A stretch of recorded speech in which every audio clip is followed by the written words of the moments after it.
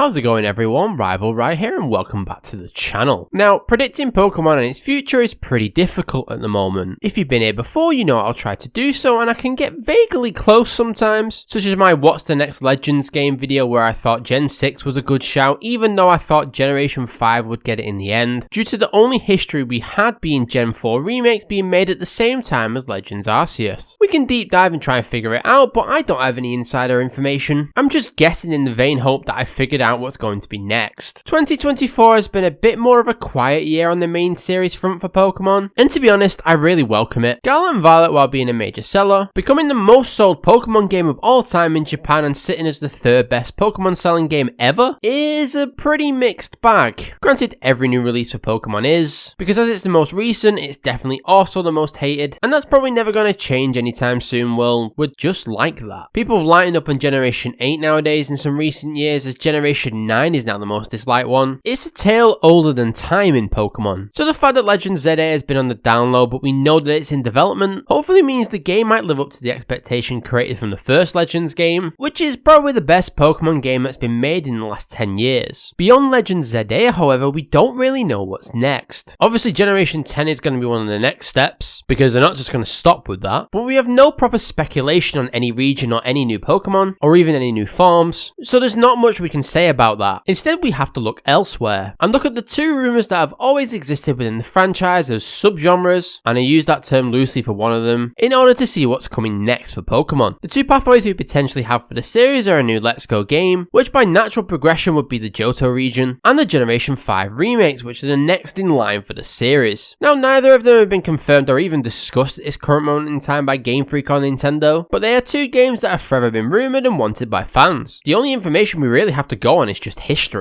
Game Freak are quite quiet on what the next potential Pokemon game could be beyond Legends ZA, so naturally it's difficult to draw conclusions on what we can expect next. So the only thing we can actually do on the topic of a new Pokemon game is to look back at the history and use that to see what is most likely to come next. Let's look at both the positives and negatives of both a Let's Go game and a Gen 5 remake, so we can see potentially good reasons to have them and also potentially poor reasons too, as well as what I think is likely to be next. Obviously Generation 10 is going to come at some point. Scarlet and Violet have not killed that, but what else lies for the franchise? Now, the Let's Go Eevee and Pikachu games were a bit of a game changer in terms of speculation and ideas among the fanbase. Being the second remakes for Pokemon on the Generation 1 region of Kanto, they took a simplified approach to the games, removing wild battles with Pokemon Go mechanics added instead, as well as removing things such as abilities and allowing you to use candies to make your Pokemon stronger. Whether you're a fan of Pokemon Go's mechanics is another question entirely. The craze of that game has certainly died down over the years, though it still has a generally consistent player base, even if it's not at the running through parks level it once was when the game came out. Naturally, because Let's Go Pikachu and Eevee were based on Generation 1, almost like a subgenre to a subgenre, it meant looking into Generation 2 would be the next step. The Johto games are much bigger than the Kanto games, down to the fact that Johto literally has Kanto in the game alongside it, so naturally this would be a big inclusion and would mean there's a lot to do. One of the major reasons Johto would be rumoured for a new game is when you consider the span of a new game to the current day releases. Generation 2 is now the furthest away from getting a new game in the franchise, thanks to the Let's Go Eevee and Pikachu games. Since the release of the Gen 2 remakes was in 2009, every generation both before, even if it's only Generation 1, and after have had a more recent game released to the public. Heart Gold and Soul Silver were very popular and still are now, hence they can cost a lot of money to buy if you want to play at any given point. Generations 3 to 9 have more recent entries, and we are now 15 years on from the most recent entry. Now, interest in a new Johto game would be quite high purely based on the nostalgia. As a region it was so fun to explore, and I know for a lot of people in the franchise it was their beginning, and that includes myself. And because we only have one game to base this off, which was a Generation 1 remake, logically it makes sense that the next in line is Johto. And considering the time gap between the recent releases, it feels like Johto is further away than any other generation nowadays. Again, 15 years is a long time, and considering Generation 6 is now getting a game, and that came out in 2013, it actually feels even further away now as well. So it would make sense to revisit the region, which feels the furthest away. There will be a lot of fans who never got to experience Johto as well, because of the very high price to buy these games nowadays, and the fact that the 3DS no longer exists, so you can't buy any of the old games. The only way to legally play these games is to spend a decent chunk of money. So there'll definitely be a younger audience that have never had the chance to experience it. And in my opinion, that's a shame, because Johto is so fun. I think the fact that it's furthest out of touch would actually actually work in its favour to get a new game, because it's the one that feels the most out of reach. Another potential reason for Johto being a good idea is that it's one of the most well-liked regions within the fanbase, and due to its most recent history of releases, I think it would be a good boost for fan opinions. Not to constantly plug my own content, I just don't want to sound like I'm rehashing points from previous videos, but I did a video where I discussed Pokemon Gold and Silver 25 years later, where I pointed out that Generation 2 is in a very unique place in the Pokemon market due to the time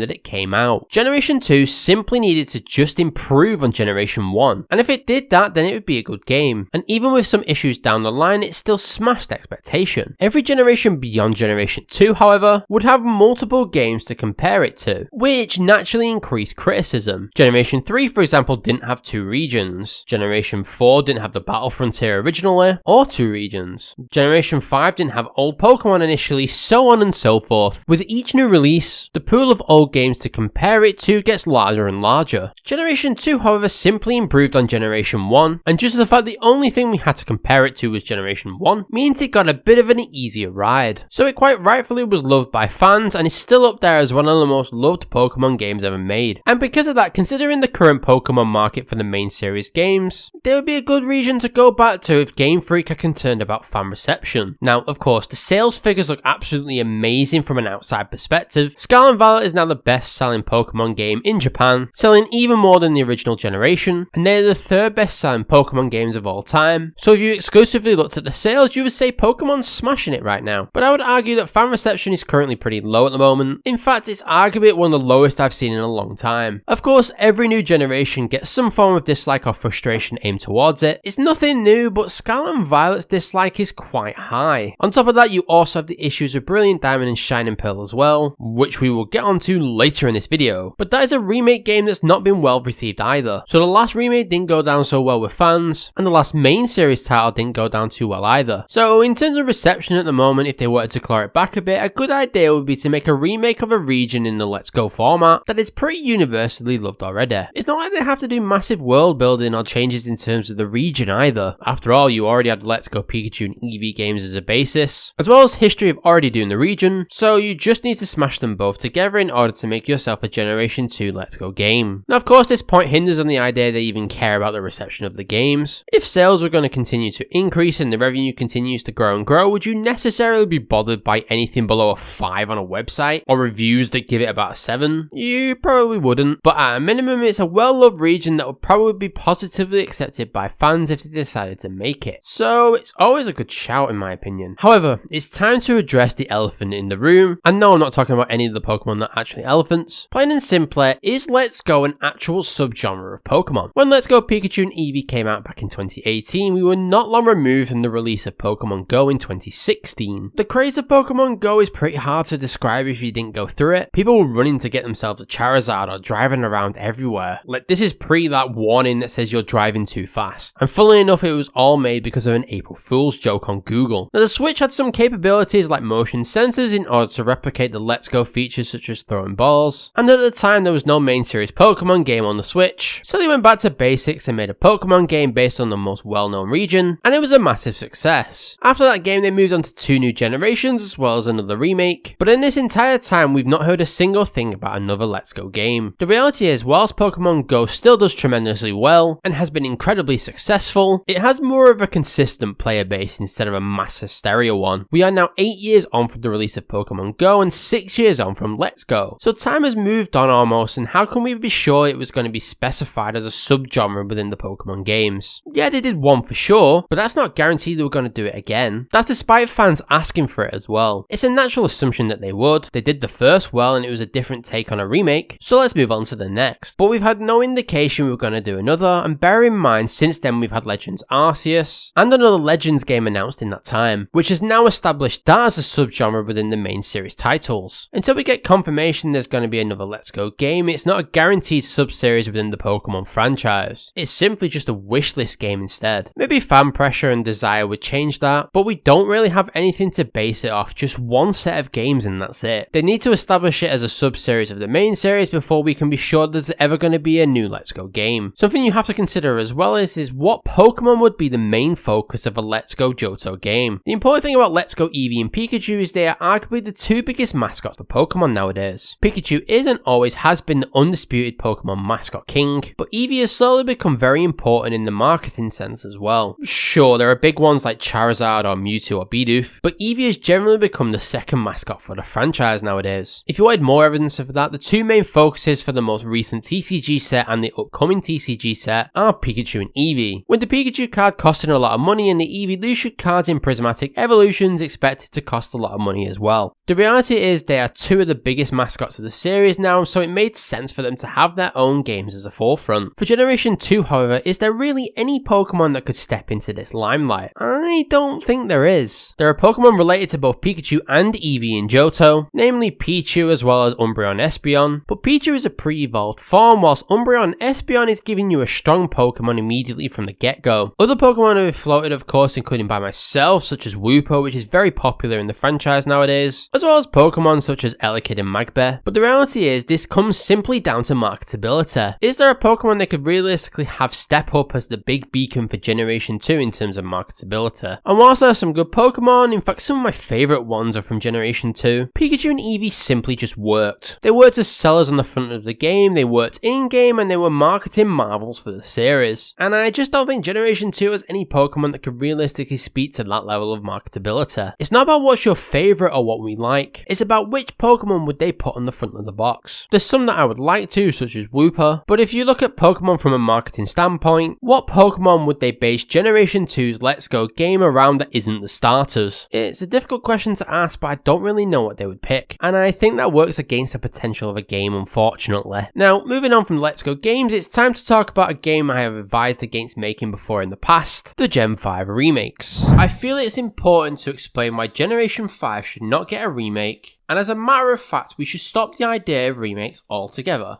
It's weird looking back at that video from 18 months ago, you know, and funnily enough, some of the best conversations I've had about Pokemon have come from that video without a doubt. Now, one of the main reasons for a Generation 5 remake being the next Pokemon game past the Legends game is that, plain and simply, it's the next in line to be made. Pokemon started a trend for the series with Fire Red and Leaf Green. Whilst the progression of the main series is going on, we also have the remake progression as well, which unlike Let's Go has become an established brand for the Pokemon series. We've had 5 remakes alone on the main series game, and that doesn't include ones such as Mystery Dungeon Team DX, with 2 remakes made on Generation 1 and 1 made on Generations 2, 3 and 4. So naturally it's right to assume we are due a Generation 5 remake because it's simply the next in line. Now they originally followed a format. Every 5 years from Fire Red and Leaf Green to Omega Ruby and Alpha Sapphire we got a Pokemon Generation remake. This eventually changed with Let's Go Eevee and Pikachu in 2018 and Brilliant Diamond and Shining Pearl in 2021. So it's kind of thrown us off a scent in terms of expecting a new Pokemon game at a certain time. We're at the stage now where basing our ideas off evidence from the past is completely off track. Is it every 5 years or 4 years, or do we not count Let's Go and say it's 7 years? Not just that, but we also have the looming new Nintendo console, which is currently known as the Switch 2, though we're waiting for a new name for this. So whilst Legend ZA is in development for the Switch, is there going to be another game developed for the Switch during its life cycle? Honestly, who knows? So whilst there's some factors against it in regards to the console and our original data, it's plain and simply the next in line. And because it's the next in line, fans naturally expect at some point to have it made. Some may not think it's worth it, and some may think that they've moved on from remakes, but if the model isn't fully broke, why would you try and fix it? Now, for some reason it may come as a surprise to some people, because sometimes I feel like I'm losing my mind on the internet when I'm explaining this, because some people don't believe it, but Pokemon Black and White were not really liked on initial release. The decision was made to exclude any previous generation Pokemon until after the main storyline was completed. This doesn't mean that the regional dex was limited, because we actually got 156 new Pokemon introduced for this generation, so there was a lot to choose from. But many definitely found it frustrating or an unnecessary restriction on the access of old Pokemon that people loved, or had used quite regularly as standard Pokemon in playthroughs. Now, flash forward a few years later when Dexit happened, this was definitely a precursor for that for sure, and the negative reception was definitely replicated when Generation 8 Sword and Shield was released. Not just that, but some of the designs definitely frustrated people as well. After all, this generation saw the trash bag and big bigger trash bags make their debut, alongside a flipping ice cream cone. Criticism that I personally feel is a bit unnecessary, and in retrospect I know a lot of people agree with this. You know, we've had Pokemon like Muck and Pokeballs with eyes in Generation 1, and in the future we're going to have possessed teapots and sandcastles. It's nothing new for the series to receive criticisms for design, but Unova definitely got it in the neck a bit more than most. When making Generation 5, the decision to deliberately exclude all Pokemon from the Unova region made sense based on the geographical standpoint alone. Unova is clearly inspired by New York City, whilst previous Pokemon regions are traditionally based on Japan, such as Kanto or Sinnoh. So naturally there was going to be big differences, but the decision made on that standpoint alone made sense. Plus it also lets Pokemon shine a bit more without you resorting to using Crobat or Alakazam for the 10th time. You had to use new Pokemon and that was that. It was a risky decision for sure, but on that standpoint alone I think it made sense. Albeit in retrospect I definitely think it was a tester to the eventual Dexit decision that excluded a lot of Pokemon, but how were we supposed to know that then? Over time I would say that the opinion on Generation 5 has dramatically shifted from where it originally was on release date. I think one part of that is definitely just time. Pokemon in my opinion is notorious for the next game just being the worst thing ever. Now granted, with the most recent release, I think that criticism is fair. Its performance issues are a massive problem, but nearly every Pokemon game gets criticism on the initial release, and then retrospectively it's liked a bit more in the future. Pokemon X and Y were too easy when they initially came out, but over time they've arguably become some of the best rated Pokemon games ever made. It happens, sometimes a region just needs time to simmer so you can appreciate the good qualities of the game, instead of just seeing the negative parts of them. Will that happen for Scarlet and Violet? I'm honestly not too sure. Some of the negative parts of that are pretty strong, unfortunately. Another reason is the story and depth of some of the characters within the generation are arguably some of the best storytelling Pokemon has ever done. It really explores truth and ideals. Is the concept of keeping Pokemon in Pokeballs the right thing? The manipulation behind somebody like N who believes he's doing the right thing for the world. The game really challenges you to consider what's right in the Pokemon world, and that's impressive, especially considering Pokemon is aimed at a young audience. That in time has made Pokemon Black and White be seen more favourably over the years, and I think that's a good reason for a new remake. Again, like most old Pokemon games, they are naturally expensive, so people won't be able to experience the story without resorting to methods we don't condone here, but the reality is that Pokemon Black and White is now quite liked, so it deserves that treatment. Now, the reason against the Gen 5 remake is pretty simple. One game, one moment in time, one release. Pokemon Brilliant Diamond and Shining Pearl. I'm sure many people are sick to death of hearing Brilliant Diamond and Shining Pearl get bashed, which I get, but the issues with the game's release and how poorly it was done is definitely playing a factor in the concern for a Generation 5 release. It's important to note that remake and remasters are obviously different. A remaster usually focuses on improving visual, sound and performance, whilst a remake is a new version built up. And I think it's fair to say that Brilliant Diamond and Shining Pearl do not add enough to Generation 4, especially considering what Platinum did, in order to warrant it as a remake. You could argue that Fire Red and Leaf Green or the Let's Go games are the best way to play Generation 1. You could argue that Heart Gold and Soul Silver are the best ways to play Generation 2. You could even argue that Omega Ruby and Alpha Sapphire are the best ways to play Generation 3, even if they don't have the Battle Frontier, as they added things such as the Delta episode, where you ride a Rayquaza to destroy a meteorite and get yourself a Deoxys. But I don't think you can argue that Brilliant Diamond and Shining Pearl are the best ways to play Generation 4, simply because Platinum exists. Granted, is that the fault of Brilliant Diamond and Shining Pearl that Platinum was so significantly better than Diamond and Pearl, so therefore it falters because it's based on the later games and not the former? Probably not, but Emerald had a big change in terms of adding the Battle Frontier, and to distinguish itself from Emerald, Omega Ruby had the Delta episode in response. In response to the big changes Platinum gave to the original Diamond and Pearl games, the remakes didn't give anything that made it distinguishable, so it feels lackluster comparing it to a better game. If you're faithful to Diamond and Pearl but Platinum is better, it's naturally going to fail. Whereas Fire Red and Leaf Green being faithful to Red and Green isn't as much of a problem because Yellow isn't necessarily miles better than either of them, so therefore they don't falter as remakes. Brilliant Diamond and Shining Pearl suffer simply because of what Platinum is, and because they didn't implement enough to distinguish itself. And it's important to note, it's not like they're the worst Pokemon games ever made. They're still based on a good generation and do still add improvements to Generation 4, including an improved Underground, but it felt like every new remake was making the game bigger and better, and then we kind of fell flat here. And naturally that leaves a lot of concern for a potential Generation 5 remake. Bear in mind as well, the development of the games was handed off from Pokemon teams so they could work on other projects as well, which definitely didn't help either because it made it seem like the remakes were an afterthought to them. And this is without even considering the art style either, though I'm not particularly bothered by the art style, more so that the game didn't feel better better than Platinum. And the thing is, this can be a roadblock for Generation 5 as well. Not only are Generation 5's base games great, so are Black and White too. If it was a faithful remake similar to what Brilliant Diamond and Shining Pearl were, you would have to consider the fact that Black and White 2 were sequels to that game and great games in themselves. It could easily suffer the same fate Brilliant Diamond and Shining Pearl does, by being a faithful remake to a game that sure is good, but actually has an option that could be even better in some people's eyes. There's a lot of factors that Brilliant Diamond and Shining Pearl have brought up that definitely makes people nervous of a potential Generation 5 remake. The question is, which of these two would probably be the best option? Well, despite my reservations and concerns in the past, and what I've just said, I think Generation 5 would be the step in the right direction. Talk about character development, 18 months, right? Well, look, I'd still have reservations about a Generation 5 remake being released. The most important thing they would have to do is avoid a situation like Brilliant Diamond and Shining Pearl where you could argue the remake wasn't the best game in that generation. And such, it's important to make sure it's not just a faithful adaptation of Black and White, but gives it something that allows it to be on par with Black and White 2, such as the Delta episode does for Auras compared to Emerald. Heck, make it another sequel. Whatever you do, you have to avoid that situation happening again. And the reality is, we don't know if Let's Go is an actual subgenre of a game for Pokemon or if it was just a one-off. After all, we only have one game made in the Let's Go vein, but we've had multiple remakes. Now, when would this happen? Honestly, who knows? I'm happy for it to take its time, because with the short amount of time between Brilliant Diamond and Shining Pearl, Legends Arceus, as well as Scarlet and Violet, it's clear this had an effect on the output of some of these games. Bear in mind, one of them was given to a completely different team, so taking its time is important to avoid fan backlash. Similar to how they've done with Legends ZA so far, we haven't heard much on it, and I'm glad for that actually. It means the time is being taken to make them good games instead of just releasing them as fast as possible. Whilst for some games no news is bad news, for Pokemon I would argue it's actually the opposite nowadays. It's pretty clear doing too much can affect Pokemon's quality, so time taken is a good thing. If they decided to move ahead with the Gen 5 remake soon, then hopefully they would have a lot of time to spend on it to make it the best game possible. Will a Let's Go Johto game actually happen? No idea. Knowing my luck, they'll end up announcing one in the next couple of months anyways. Just like they announced a new Legends game a month after I made a video on what's the next Legends game. There's precedent behind the standard remake path for Pokemon. So other than the Legends series and Generation 10, a Generation 5 remake is more likely to happen. It just needs to meet expectations. Thanks for watching everyone. It's time to throw it over to the comments. What Pokemon game would you like to see next? Pokemon Let's Go Johto or the Generation 5 remakes? Make sure to like and subscribe as it really helps out the channel. And make sure to follow me on X/Twitter for some more Pokemon opinions. Bye everyone.